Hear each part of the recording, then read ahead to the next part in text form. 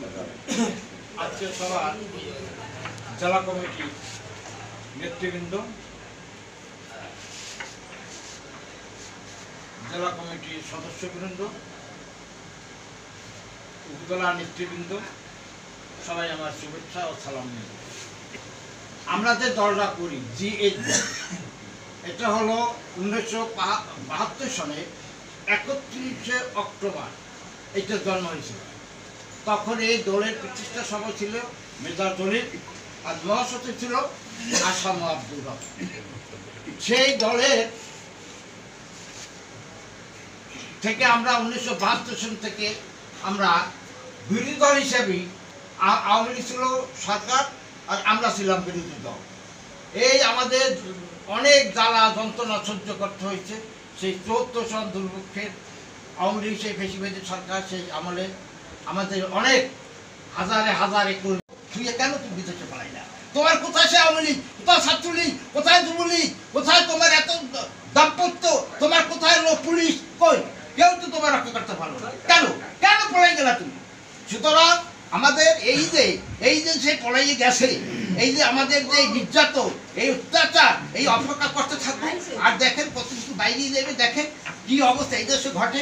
হ্যাঁ, সুতরাং আমাদের সরকারের গণঅভ্যুত্থানের মাধ্যমে সরকারের পতন ঘটেছে।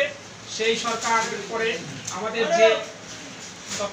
যে সরকার ঐক্যবদ্ধ সরকার গঠিত হয়েছে, সে সরকার এখন পর্যন্ত সফলতা আনতে পারেনি।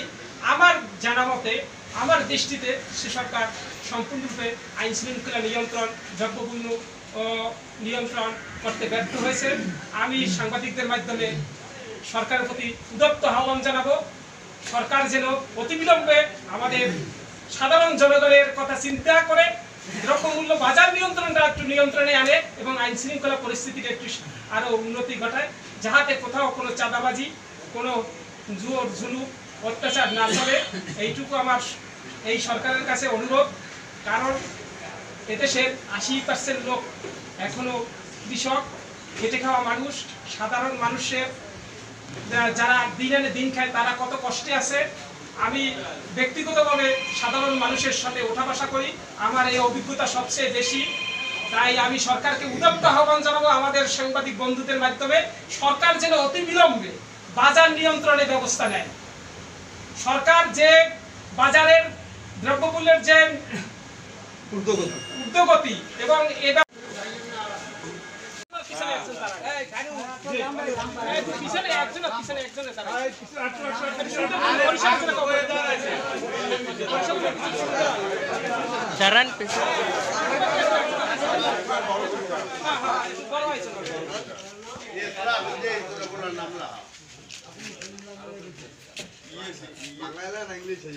বাংলা ইংলিশ তো কোনো কথা